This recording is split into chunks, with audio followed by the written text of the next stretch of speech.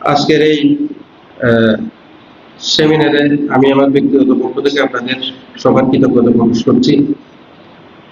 আমি মূলত এই প্রবন্ধটা লেখার উদ্দেশ্য নিজে কিছু শিখব এবং আলোচনাটা শুরু করব।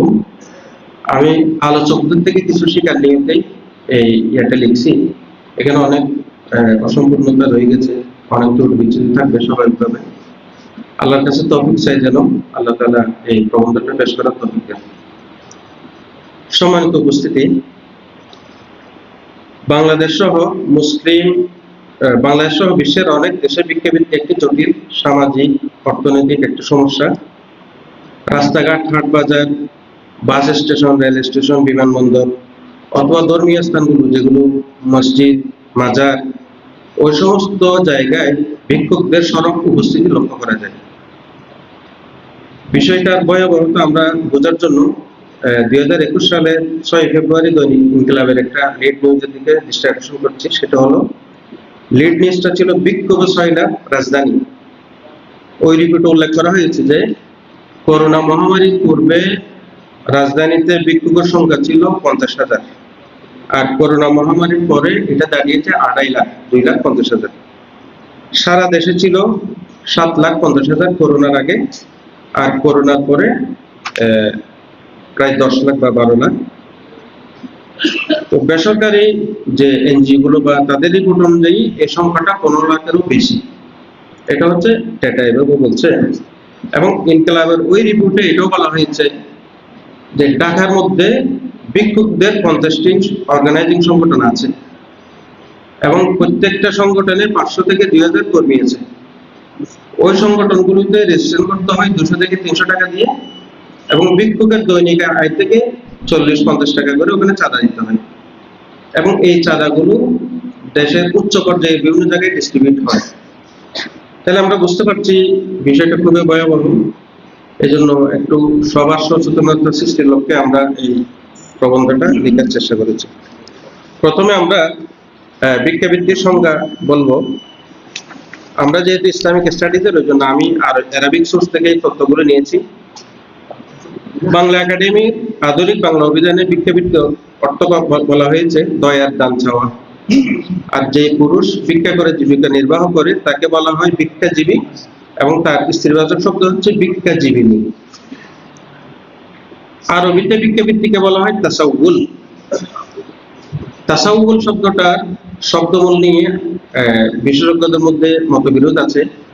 কেউ বলেছেন তাসাউলটা সোয়াল থেকে আসছে, সোয়াল মানে ভিক্ষা করা, কারো কাছে কিছু চাওয়া। আর কেউ কেউ বলছেন তাসাউলটা ওই যে কোরআনের মধ্যে যে সাওয়ালাত লাকুম আনফুসুকুম আমরা, ওই শব্দটা থেকে আসছে। তাসাউল মানে হলো এটা মনের একটা কুপ্রবৃত্তি, যেটা শয়তান মানুষকে সাজিয়ে দেয়। তো যেমন বলা হয় সাআলতুল্লাহ আল আফিয়া সুআলান মাসআলাতান, অর্থাৎ আমি আল্লাহর কাছে সুস্থতা কামনা করলাম। এভাবে যেমন কোরআনের মধ্যে আসছে ফাসআল বিহি খবীরা, এখানে হলো প্রশ্ন করা, জানা। দুইটারই কিন্তু শব্দমূল একই, সুআল। আর পারিভাষিক সংজ্ঞায় আমরা প্রাচীন আরবি ডিকশনারিগুলোতে কিন্তু তাসাউলের কোনো সংজ্ঞা পাই না। আধুনিক বিশেষজ্ঞরা কয়েকটি সংজ্ঞায় সংজ্ঞায়িত করেছেন। তার মধ্যে কয়েকটি সংজ্ঞা এখানে উল্লেখ করছে। একটা হলো জনসাধারণের চলার রাস্তায় দান খয়রাত বা ভিক্ষা করা। আরেকটি সংজ্ঞা হচ্ছে কোন প্রকারের বৈধ কারণ ব্যতীত মানুষের নিকট সম্পদ চাওয়াকে ভিক্ষাবৃত্তি বলা হয়। 3 নম্বর হচ্ছে ভিক্ষাবৃত্তি হচ্ছে জনসাধারণের চলাচলের রাস্তায় বা জনাকীর্ণ স্থানে অবস্থান করে পথচারী বিপণী বিতানসমূহ থেকে বস্তুগত বা আর্থিক সাহায্য চাওয়া বা দাবি করা, অন্যের সেবা করার ভান করা, অর্থাৎ মানে তার ভিক্ষা টাকা আড়াল করার জন্য বিভিন্ন কাজ করা, যেমন একটা ফুল দেওয়া বা গাড়ির আয়না মুছে দেওয়া অথবা জুতা পরিষ্কার করে দেওয়া। এই জাতীয় কাজগুলোর মাধ্যমে কারো থেকে কোনো সাহায্য চাওয়া, অথবা কারো অঙ্গহানি প্রদর্শন করে বা বিভিন্ন রিপোর্ট প্রদর্শন করে ঋণের কাগজ দেখিয়ে ভিক্ষা চাওয়া। 4 নম্বর সংজ্ঞা বলা হচ্ছে ভিক্ষাবৃত্তি হচ্ছে অলসতা করে কোনো বৈধ পেশা অবলম্বন না করে মানুষের নিকট অপমানজনক উপায়ে এমনভাবে সাহায্য চাওয়া যাতে তাদের অনুভূতিতে নাড়া দেয়, এবং বিশেষ করে টাকা পয়সা পাওয়ার জন্য মানুষের পেছনে নাছর বান্দার মতো লেগে থাকা। এটাই হচ্ছে ভিক্ষাবৃত্তির সংজ্ঞা। উপরের সংজ্ঞাগুলো দ্বারা স্পষ্ট হয় যে ভিক্ষাবৃত্তি হচ্ছে সম্পদ উপার্জনের সক্ষমতা থাকা সত্ত্বেও কোনো বৈধ পেশা অবলম্বন না করে মানুষের কাছে নাছর বান্দা হয়ে কিছু চাওয়া এবং অন্য সহানুভূতি পাওয়ার উদ্দেশ্যে নিজের দীনতা, হীনতা অসহায়ত্ব প্রকাশ করে অর্থ বা কোনো সম্পদ উপার্জন করা। এই কাজটি বিভিন্ন উপায়ে হতে পারে, যেমন সরাসরি টাকা চাওয়া অথবা কোনো কিছু সেবার মাধ্যমে করা। এবার আমরা মানে ইসলামিক সমাধানে যাওয়ার আগে কয়েকটা কারণ খুঁজবো। ভিক্ষাবৃত্তির বেশ কয়েকটা কারণ রয়েছে, অনেকগুলো কারণ আছে, তার মধ্যে মৌলিক কয়েকটা কারণ এখানে উল্লেখ করা হয়েছে। একটা হলো দারিদ্র বা অভাব অনটন। যারা প্রকৃত দরিদ্র, যেমন কারো বন্যার কারণে বাড়িঘর ধ্বংস হয়ে গেছে বা নদী ভাঙ্গনের কারণে তাদের বাস্তুহারা হয়ে গেছে, সেই কারণে তারা দরিদ্র বা গরিবের ঘরে জন্ম নিয়েছে, তারা স্বাবলম্বী নয়, এরকম কারণও ভিক্ষাবৃত্তি করা হয়। আরেকটা হলো যেটা আমরা মৌলিকভাবে দেখতে পাই, সেটা হচ্ছে সম্পদ বৃদ্ধি বা সঞ্চয়ের মন মানসিকতা, অর্থাৎ সম্পদ বাড়ানোর জন্য ভিক্ষা করা। 3 নম্বর হচ্ছে বেকারত্ব। অনেক যুবক আছেন যারা তাদের পছন্দসই চাকরি না পাওয়াতে তারা চাকরি করে না, বাসায় বসে থাকে এবং বৃদ্ধ মা বাবার উপর বোঝা হয়ে যায়, যার কারণে তাদেরকে প্রতিপালনের জন্য মা বাবাকে ভিক্ষা করতে হয়। এরপরে হচ্ছে পারিবারিক ও সামাজিক সমস্যা, যে কোনো বিধবা মহিলা অথবা তালাকপ্রাপ্ত মহিলা অথবা স্বামী দ্বিতীয় বিয়ে করে প্রথম স্ত্রীর খোঁজ খবর না নেওয়া, এগুলোর কারণেও ভিক্ষাবৃত্তির একটা কারণ হতে পারে। যারা ভিক্ষুক তারা ভিক্ষা করে জীবন চালায়। আরেকটা হচ্ছে ভিক্ষাবৃত্তির সহজলভ্যতা, মানে ভিক্ষুক দেখলেই কিন্তু আমরা টাকা পয়সা দিয়ে দিই, কোনো কারণ যাচাই বাছাই না করে। এই কারণে অনেকেই কাজ করার দিকে না ঝুঁকে তারা ভিক্ষার দিকে ঝুঁকে, যেহেতু সহজে এটা পাওয়া যায়। তো এখানে আরেকটা বিষয় উল্লেখ করা হয়, একটা বিষয় পেপারে নাই, সেটা হচ্ছে যে ধর্মীয় কারণে অনেক সময় ভিক্ষাবৃত্তি করে। যেমন বিশেষ করে আমি বলবো সুফিবাদের এক ধরনের একটু প্রভাব। যেমন অনেক বড় বড় সুফিরা কিন্তু ভিক্ষা করে জীবন নির্বাহ করতেন। যেমন আবু ইয়াজিদ আল বুস্তামি, যাকে বাইজিদ বুস্তামি বলা হয়, ওনার ব্যাপারে কুশাইরি বলছেন যে তাকে একদিন প্রশ্ন করা হলো, বিমা দাওয়াতাত তাহাদিল মারিফা, আপনি এই মারিফত কিভাবে পেলেন? তখন তিনি বললেন, বিবাতনিন জাইদ ওয়া বাদানিন আন, অর্থাৎ আমি শূন্য উদরে শূন্য পেটে এবং উদাম শরীরে এটা পেয়েছি। তারপরে তুসি বলছেন যে বাগদাদের মধ্যে কিছু সুফি ছিলেন যারা ভিক্ষা করে জীবনযাপন করতেন। তখন বলা হলো যে আপনি ভিক্ষা কেন করছেন? তখন উনি উত্তর বলতেন, যেহেতু আমার নফস এটা চাই না, নফসকে কষ্ট দেওয়ার জন্য আমি এটা করতেছি। এবং তিনি বলতেন, আল আকলু বিসওয়ার আজমালু মিনাল আকলি বিত্তাকওয়া, অর্থাৎ ভালোভাবে ইনকাম করে খাওয়ার চেয়ে ভিক্ষা করে জীবিকা নির্বাহ করাটা হচ্ছে উত্তম। এরপর আমরা আরেকটা পয়েন্ট আলোচনা করতে পারি, এই ভিক্ষাবৃত্তির কারণে আমাদের সামাজিক কি সমস্যাগুলো হচ্ছে। প্রথম সমস্যাটা ইত্যাদি, এগুলো হচ্ছে সামাজিক সমস্যা। এবার আমরা আলোচনা করব আমাদের মূল পয়েন্ট, সেটা হচ্ছে ভিক্ষাবৃত্তি সম্পর্কে ইসলামের বিধিবিধান কি। প্রথমত হচ্ছে ইসলামের দৃষ্টিভঙ্গি হলো সবাই ইনকাম করে তার জীবিকা নির্বাহ করবে, যেটা কোরআনের মধ্যে বলা হয়েছে,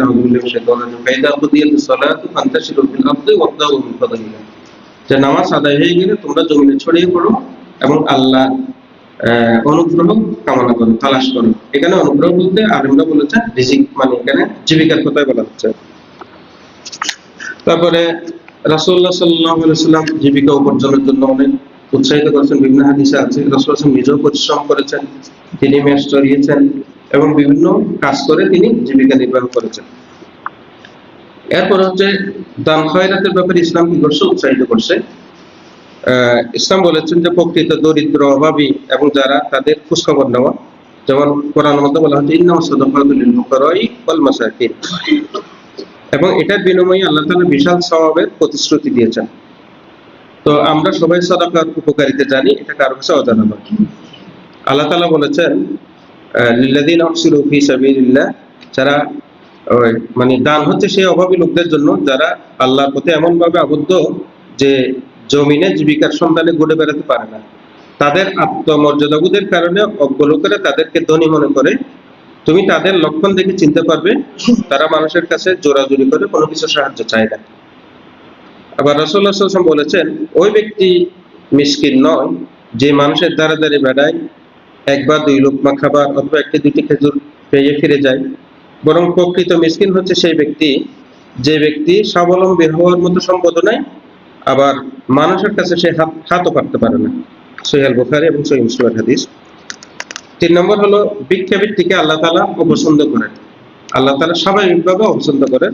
যেমন হাদিসের মধ্যে আসছে যে নিশ্চয় আল্লাহ তাআলা তোমাদের জন্য তিনটি বিষয় অপছন্দ করেছেন: বৃথা জল্পনা কল্পনা বা অনর্থক কথাবার্তা, অর্থ বা সম্পদ নষ্ট করা, এবং অতিরিক্ত সওয়াল করা। তো সওয়ালের দুটা ব্যাখ্যা হতে পারে, একটা হলো অতিরিক্ত প্রশ্ন অথবা অতিরিক্ত চাওয়া, মানুষের কাছে চাওয়া।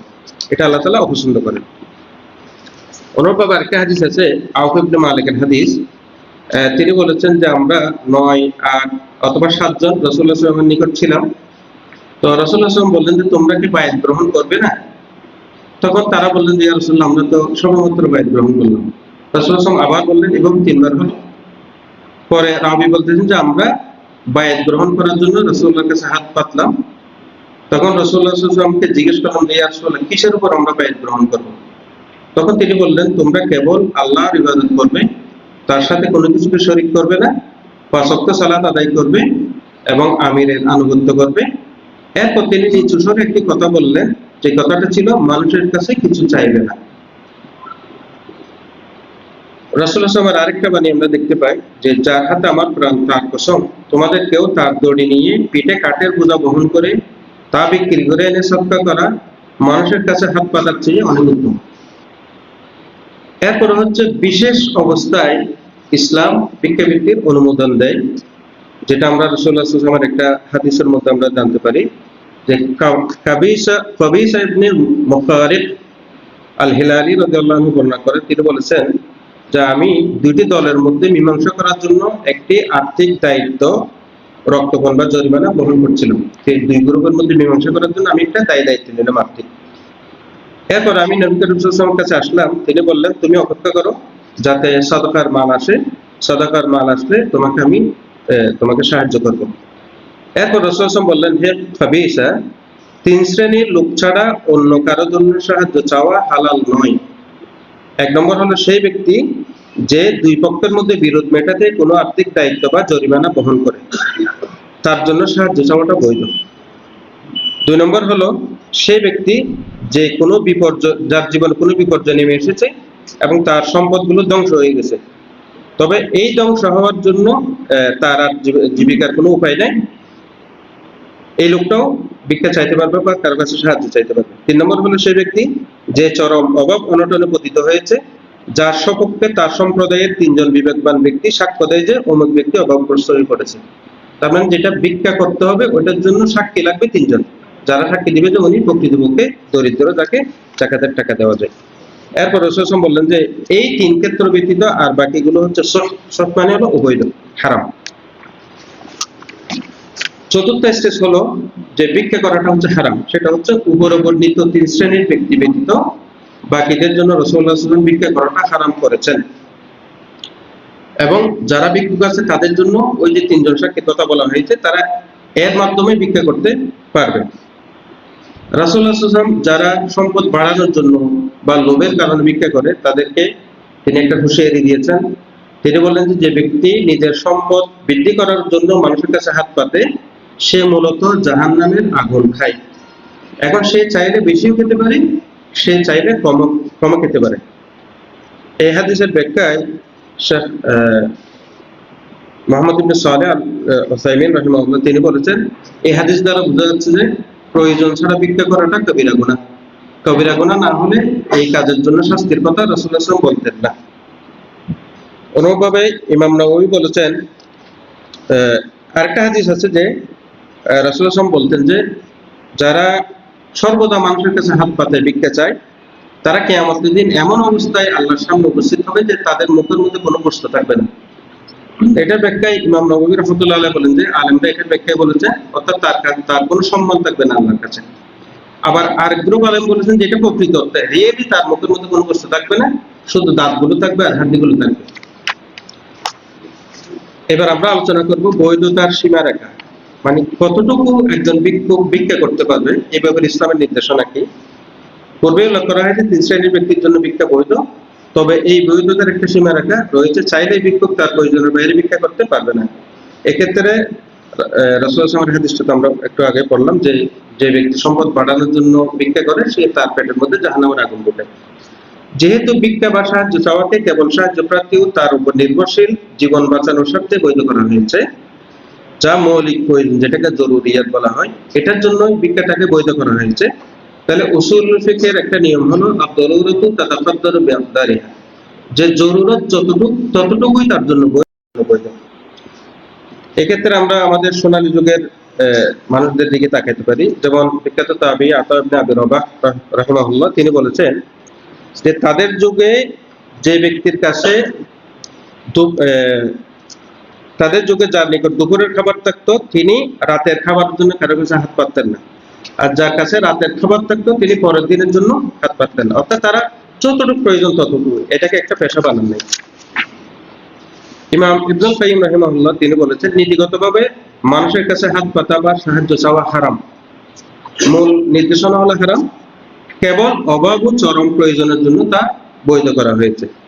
ইমাম ইবনে হাজম রাহিমাহুল্লাহ তিনি উল্লেখ করেছেন যে উলামা ইকরাম এই ব্যাপারে একমত যে ব্যক্তি উপার্জন করতে সক্ষম অথবা ধনী তার জন্য মানুষের কাছে হাত পাতা হারাম, তবে যদি সে কোনো সামাজিক বিবাদ মেটানোর দায়িত্ব পালন করে অথবা শাসকের কাছে তার প্রয়োজনীয়তার কথা বলে তাহলে সেটা বৈধ। অপরদিকে যে ব্যক্তি দরিদ্র এবং নিজের জীবন বাঁচানোর ন্যূনতম যার অবলম্বন নেই তিনি ভিক্ষা করে জীবন বাঁচাতে পারবেন। এক্ষেত্রে ইসুফ কারদাবীর একই রকম ফতোয়া আমরা দেখতে পাই। ইসুফ কারদাবী তার দলিল দিয়েছেন সুনান তিরমিজির একটা হাদিস দিয়ে, যেখানে রাসূলুল্লাহ সাল্লাল্লাহু আলাইহি ওয়াসাল্লাম বলছেন যে কোন ধনী ব্যক্তি এবং সুস্থ সবল ব্যক্তি সদকা গ্রহণ করে হালাল নয়। এবার আমরা কিভাবে এই পরিস্থিতি থেকে উত্তরণ করতে পারি এটার ব্যাপারে সংক্ষিপ্ত আলোচনা করব।